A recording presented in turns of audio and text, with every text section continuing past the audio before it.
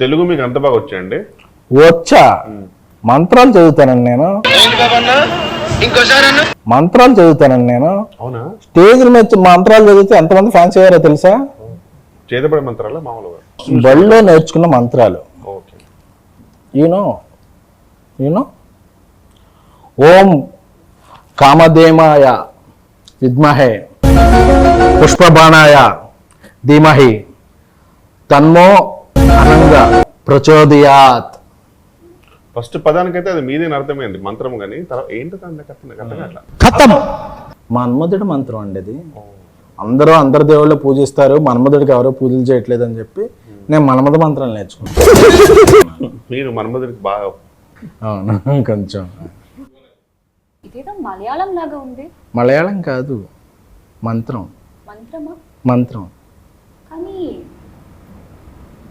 ఈ మంత్రం నేను 100 times చదివితే ఓం పగపుగే పగిని పాగోదరి భగవాసనే